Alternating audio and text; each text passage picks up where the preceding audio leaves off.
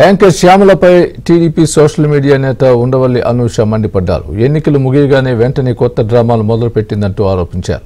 Sympathy డ్రామాలు create చేయడం కోసం తనకు బెదిరింపు కాల్స్ వస్తున్నాయంటూ తెరపైకి వచ్చిందంటూ ఫైర్ అయ్యారు. పవన్ కళ్యాణ్ ను విమర్శించే స్థాయి యాంకర్ శ్యామలకు లేదని ఎద్దేవా చేశారు. టీడీపీ జనసేన నేతలపై అసత్య ఆరోపణలు చేస్తే ఊరుకునేది లేదంటూ అనూష హెచ్చరించారు.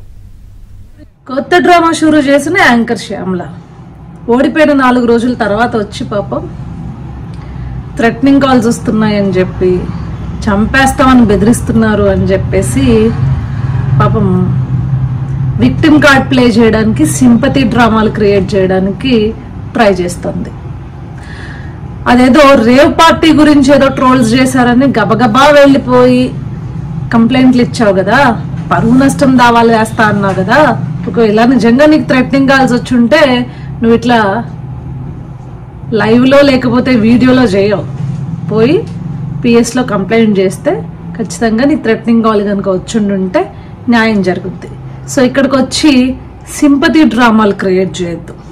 నేను ఏది మాట్లాడినా నిజమే మాట్లాడాను అని చెప్పి మళ్ళీ నన్ను టార్గెట్ చేయకండి, ట్రోల్ చేయకండి. నేను పర్సనల్గా ఎవరిని మాట్లాడలేదు అంట. నువ్వు పవన్ కళ్యాణ్ గారి పైన వ్యాఖ్యలు చేసింది తెలీదా, లేకపోతే పిల్లి పిట్ట కథలు చెప్పేసి తెలుగుదేశం పార్టీ నాయకుడు చంద్రబాబు నాయుడు గారిని కానీ లేకపోతే పవన్ కళ్యాణ్ గారిని కానీ ఏ రకంగా సంబోధించావో గుర్తులేదనుకుంటున్నావా? అన్నీ గుర్తున్నాయి. కాకపోతే కూటమి కార్యకర్తలు కంటే తెలుగుదేశం పార్టీ మరియు జనసేన కార్యకర్తలు ఎవరికి నిన్ను పట్టించుకునేంత టైం కానీ, నీకు సినిమా ఇచ్చేంత, అంటే నీకు ఒక సీన్ క్రియేట్ చేసేంత తాకత్ కానీ నీకు లేదు. అది గుర్తుపెట్టుకో. ఎందుకంటే నువ్వు నెల్లూరు నుంచి శ్రీకాకుళం లెక్క చెప్పావు కదా రూట్ మ్యాప్. నువ్వు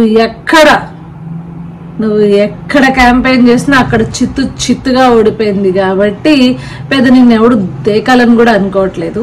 సో మీడియా ముందుకు వచ్చి ఈ షోలు ఆపమ్మా. ఒకవేళ నిజంగా కనుక నీ మీద ఏదైనా ఇట్లా థ్రెటనింగ్ కాల్స్ అవి వచ్చుండుంటే పో, లీగల్గా యాక్షన్ తీసుకో, ఎవడు వద్దనలేదు.